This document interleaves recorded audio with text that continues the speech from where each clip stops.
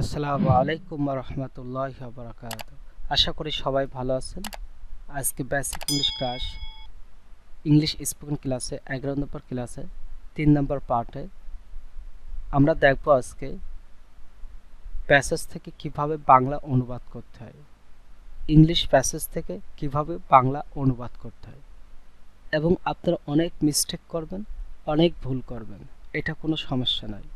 অবশ্যই এমনকি আমিও অনেক ভুল করব, কারণ এক্স্যাক্টলি আসলে আমরা বাংলা থেকে ইংরেজি অনুবাদ করা বলেন আর ইংলিশ থেকে বাংলা অনুবাদ করা বলেন, এটা এক্স্যাক্টলি অনুবাদ করা হয় না আর এক্স্যাক্টলি করার দরকারও হয় না।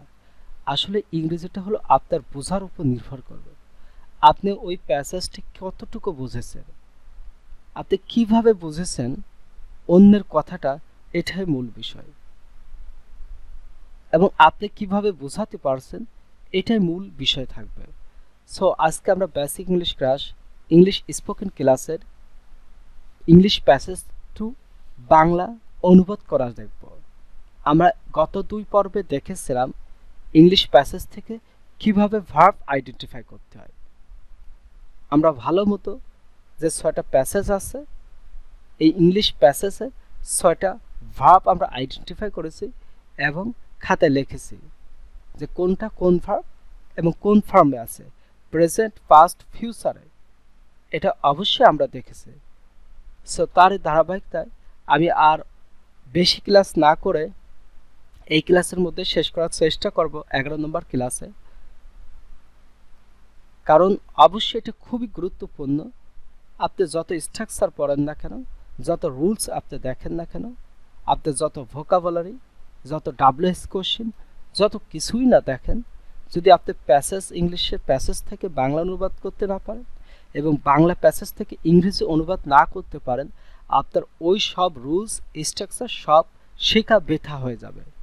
সো খুবই গুরুত্বপূর্ণ ক্লাস। আর অবশ্যই আজকে রিডিং স্কিল ডেভেলপমেন্টও হয়ে যাবে একসাথে, কারণ রিডিং স্কিল ডেভেলপমেন্ট খুবই গুরুত্বপূর্ণ ইংরেজি শেখার ক্ষেত্রে। আপনি যতটা ইংরেজি পড়ে বুঝতে পারবেন ঠিক ততটা আপনার ফ্লুয়েন্ট হওয়ার সম্ভাবনা বেশি হবে। কারণ আপনি দেখেই যদি না পারেন তাহলে না দেখে কিভাবে পারবেন। এই জন্য কিছু প্যাসেজ আমি এখানে নিয়ে রাখছি। এই প্যাসেজগুলো খুবই সহজ এবং খুবই বেসিক। এই প্যাসেজগুলো বেসিক যাদের দুর্বল তারা এই প্যাসেজগুলো খুবই ভালো মতে প্র্যাকটিস করার চেষ্টা করুন।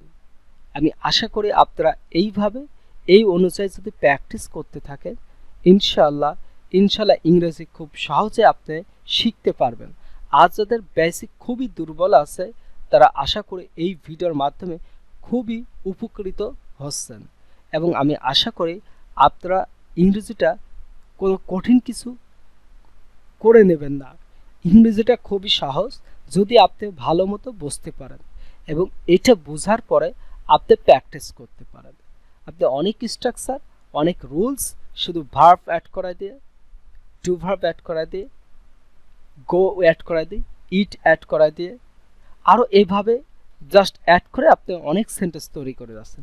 আসলে মূলত এটা না, আপনি মূলত বাক্যটা কিভাবে আপনি অ্যারেঞ্জ করলেন, কিভাবে বুঝলেন, এটাই মূল বিষয়। সো আজকের ক্লাসে কথা না বাড়িয়ে আমি বেসিক ইংলিশ স্পোকেন ক্লাসের মূল ক্লাসে চলে যাই এবং আপনারা দেখতে থাকুন এবং প্র্যাকটিস করতে থাকুন। আমি আশা করি আপনাদের কাছে খুব সহজ হবে এবং খুব ইজিলি আপনারা শিখতে পারবেন। সো টুডে ওয়ান প্যাসেজ আমরা দেখব। Yesterday I went to Bashundhara city. আমি বসুন্ধরাতে গিয়েছিলাম সিটি ফর শপিংয়ের জন্য উইথ মাই ফ্রেন্ড। সো এইভাবে করে আপনারা ছোট ছোট করে আপনারা বাংলা অনুবাদ করার চেষ্টা করুন। আপনারা ফুল সেন্টেন্স পড়ার দরকার নেই। আপনি ছোটোভাবে, আপনার ভুল হোক, মিস্টেক করেন, কোনো প্রবলেম, কিন্তু আপনি ছোট ছোট করে বোঝার চেষ্টা করুন এবং প্র্যাকটিস করার চেষ্টা করো। So yesterday I went to Bashundhara city for shopping with my friend. গতকাল আমি আমার বন্ধুর সাথে শপিংয়ের জন্য বসুন্ধরা সিটিতে গিয়েছিলাম। প্রথমে উই ভিজিটেড, আমরা পরিদর্শন করেছিলাম, আমরা গিয়েছিলাম দ্য মোবাইল স্টলস, মোবাইল স্টলে। We visited the mobile stalls on the 5th floor, 5 নম্বর তলায়, and bought a Nokia handset, a bought by bought একটি নোকিয়া হ্যান্ডসেট কিনেছিলাম। তাহলে প্রথমে আমরা ভিজিটেড করেছিলাম, পরিদর্শন করেছিলাম মোবাইল স্টলে 5 নাম্বার ফ্লোরে, 5 নাম্বার তলায়, এবং একটি নোকিয়া মোবাইল কিনেছিলাম বট। উই অলসো আমরা আরও মুভ টু অ্যানাদার লেভেলস, আমরা মুভড মানে সরেছিলাম, নড়েছিলাম, চারিদিক ঘুরেছিলাম। We also move to another চারিদিক, অ্যানাদার অন্যান্য জায়গায়, লেভেলস টু বাই সমান তালে, টু বাই কি করতে, কিনতে, সাম আদার প্রোডাক্টস বলছে অন্যান্য কিছু প্রোডাক্ট কিনতে আমরা আরও জায়গায় জায়গায় ঘুরেছিলাম। মুভড মানে নড়েছিলাম, ঘুরেছিলাম। বাই কিনতে, অ্যাট লাস্ট সর্বশেষে, উই ওয়েন্ট আমরা গিয়েছিলাম the 8th floor to have our lunch, বলছে কি আমরা গিয়েছিলাম 8 নম্বর ফ্লোরে টু হ্যাভ আওয়ার লাঞ্চ, আমাদের লাঞ্চ করতে।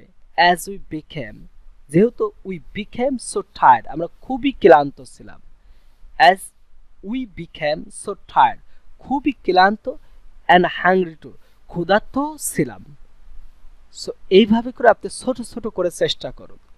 At last we went to the 8th floor আমরা 8 নম্বর ফ্লোরে গিয়েছিলাম টু হ্যাভ আওয়ার লাঞ্চ আমাদের লাঞ্চ করতে, লাঞ্চ খেতে।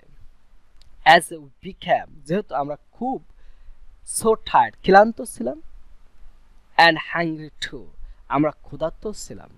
We had fried rice with chicken and vegetables আমরা খেয়েছিলাম fried rice with chicken, chicken এবং শাকসবজির সাথে আমরা খেয়েছিলাম। ফ্রাইড রাইসের সাথে আমরা চিকেন এবং ভেজিটেবল শাকসবজি খেয়েছিলাম। হ্যাভ হ্যাড এগুলো খাওয়া বোঝায়, ইট খাওয়া, হ্যাভ হ্যাজ খাওয়া বোঝায়। So we had fried rice আমরা ফ্রাইড রাইসের সাথে চিকেন এবং ভেজ শাকসবজি খেয়েছিলাম। উই অলসো হ্যাড আমরা আরও খেয়েছিলাম সাম ড্রিঙ্কস কিছু পানি খেয়েছিলাম, পানীয় জাতীয় কিছু খেয়েছিলাম। আই টুক আমরা নিয়েছিলাম, আই টুক আমি নিয়েছিলাম, মাউন্টেন আমি কি নিয়েছিলাম, মাউন্টেন। ডিউ ডিউ একটা ড্রিঙ্কসের নাম, dew but my friend chose Mirinda, এটা মেরিন্ডা হবে ফর হিমসেলফ। ডিউ কিন্তু আমার বন্ধু পছন্দ করেছিল, মাই ফ্রেন্ড চোজ আমার বন্ধু পছন্দ করেছিল, মেরিন্ডা ফর হিমসেলফ তার নিজের জন্য মেরিন্ডা পছন্দ করেছিল। উই স্পেন্ট আমরা ব্যয় করেছিলাম, spent spent. So we spent আমরা ব্যয় করেছিলাম নিয়ারলি 4 hours দেয়ার আমরা নিকটেই, সেখানে আমরা নিকটেই 4 ঘন্টা সময় অতিক্রম করেছিলাম, ব্যয় করেছিলাম। দেন তারপর উই স্টার্টেড ফর হোম তারপর বাসার জন্য শুরু করেছিলাম। দেন উই স্টার্টেড আমরা বাসায় যাওয়ার জন্য শুরু করেছিলাম। উই স্টার্টেড, স্টার্ট মানে শুরু করা, স্টার্টেড শুরু করেছিলাম ফর হোম বাসার জন্য। দো যদিও the journey was a bit যদিও জার্নিটি ওয়াজ এ বিট হার্ড একটু কঠিন ছিল, ওয়াজ ছিল, এ বিট একটু হার্ড কঠিন ছিল, বাট কিন্তু উই এনজয়েড এ লট কিন্তু আমরা অনেক এনজয় করেছিলাম, অনেক মজা করেছিলাম। So though the journey was a bit hard but we enjoyed a lot যদিও জার্নিটি খুব কঠিন ছিল কিন্তু আমরা অনেক মজা করেছিলাম। দিস মর্নিং এই সকালে, আই ওয়েন্ট আমরা গিয়েছিলাম টু ইয়োর হাউস আমি গিয়েছিলাম ইয়োর হাউস তোমার বাসায়, বাট কিন্তু আই ডিডন্ট সি ইউ আমি তোমাকে দেখেছিলাম না, বাট আই ডিডন্ট সি মানে দেখা, দেখেছিলাম না। এখানে পাস্ট, ইয়োর মাদার তোমার মা, টোল্ড মি আমাকে বলেছিল, টেল টোল্ড বলেছিল যে, that your mother told me that তোমার মা আমাকে বলেছিল যে, you were not at home তুমি বাসায় ছিলে না। ইউ ওয়ার নট ছিলে না, ওয়ার নট অ্যাট হোম তুমি বাসায় ছিলে না। সো তাই সুতরাং আই ক্যাম ব্যাক হোম, তাই আমি আবার আমার বাসায় ফিরে এসেছিলাম। So I came back home, so তাই আমি আমার বাসায় ফিরে এসেছিলাম। সো এইটা হলো ইংলিশ প্যাসেজ থেকে বাংলা অনুবাদ। আমি আপনাদেরকে বাংলা একটু পড়ে শোনাচ্ছি। গতকাল আমি আমার বন্ধুর সাথে কেনাকাটা করতে বসুন্ধরা সিটিতে গিয়েছিলাম। প্রথমে আমরা ৫ তলায় মোবাইল স্টল পরিদর্শন করি এবং একটি নোকিয়া হ্যান্ডসেট কিনলাম। আমরা আরও কিছু পণ্য কেনার জন্য অন্য স্তরে চলে এসেছি। অবশেষে আমরা আমাদের লাঞ্চ করতে ৮ তলায় গিয়েছিলাম, কারণ আমরা খুব ক্লান্ত ক্ষুধার্ত হয়ে পড়েছিলাম। আমরা চিকেন এবং সবজি দিয়ে ভাজা ভাত খেয়েছিলাম। আমরা কিছু পানীয় খেয়েছিলাম। আমি পাহাড় নিলাম। আমি কি নিয়েছিলাম? আমি মাউন্টেন নিয়েছিলাম শিশির, কিন্তু আমার বন্ধু নিজের জন্য ম্যারিনটা বেছে নিল। আমরা সেখানে প্রায় ৪ ঘন্টা কাটিয়েছি। তারপর আমরা বাড়ির উদ্দেশ্যে যাত্রা শুরু করলাম। যদিও যাত্রাটা একটু কঠিন ছিল, কিন্তু আমরা অনেক উপভোগ করেছি। আজ সকালে আমি তোমার বাসায় গিয়েছিলাম, কিন্তু তোমাকে দেখিনি। তোমার মা আমাকে বলেছে তুমি বাসায় নেই, তাই বাড়ি ফিরে এলাম। অবশ্যই আপনারা এই বাংলাটা আগে দেখবেন না। আপনাদের কাজ হবে এই ইংলিশ প্যাসেজ থেকে বাংলা প্যাসেজ তৈরি করা এবং খাতায় লেখা। তারপরে আপনারা এই বাংলাটা দেখবেন যে আপনি কতটুকু পারছেন এবং আপনি কতটুকু বুঝতে পারছেন, এটা করবেন। অবশ্যই ২ নম্বর ক্লাসটায় আপনাদের বাড়ির হোমওয়ার্ক থাকবে। অবশ্যই আপনারা খুবই ভালো মতো ২ নম্বর প্যাসেজটি করবেন এবং আমি আশা করি আপনারা এই প্যাসেজগুলো খুবই ভালো মতো ইংলিশ প্যাসেজ থেকে বাংলা প্যাসেজ করতে পারবেন। সো আমি আরেকটি দেখাই, যেটা ৩ নম্বর। My name is Shafin Ahmed and I am a teacher. আমার নাম শাফিন আহমেদ এবং আমি একজন শিক্ষক। I am a teacher. I am 28। আমার বয়স ২৮। I am not married. আমি বিবাহিত না। I have 1 sister and 2 brothers. আবার একটি বোন এবং 2টি ভাই আছে। I live in a flat at Mirpur. আমি একটি ঢাকার মধ্যে মিরপুরে একটি ফ্ল্যাটে বসবাস করি। I want to learn. আমি শিখতে চাই ইংলিশ। আমি ইংরেজি শিখতে চাই। বিকজ কারণ it is an international language.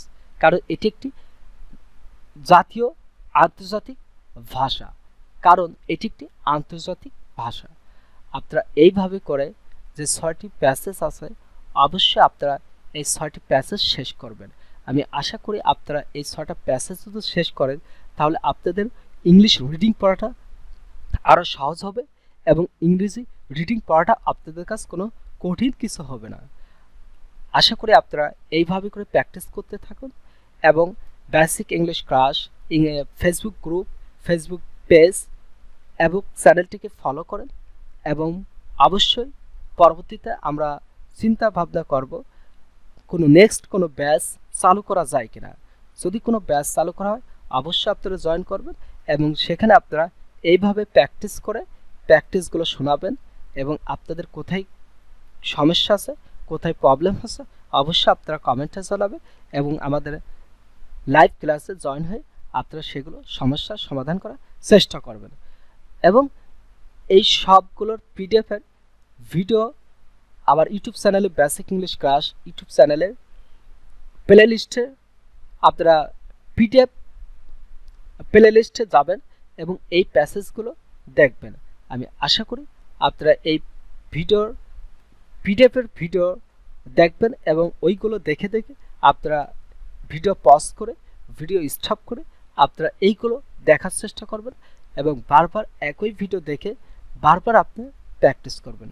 আমি আবারও বলছি, আপনারা বেসিক ইংলিশ ক্লাস চ্যানেলের প্লে লিস্টে যায় স্পোকেন ক্লাসের ভিডিও দেখবেন এবং তার পাশাপাশি পিডিএফ ক্লাস আছে এবং ভার্ব আইডেন্টিফাই এবং English to Bangla translate, Bangla to English translate আছে এইগুলো আপনারা প্লেলিস্ট আকারে ধরে ধরে আপনারা সিঙ্গেল করে স্লো মোশনে ভিডিওগুলো দেখার চেষ্টা করুন এবং খুব দ্রুত আপনারা সব ভিডিও শেষ করার দরকার নেই।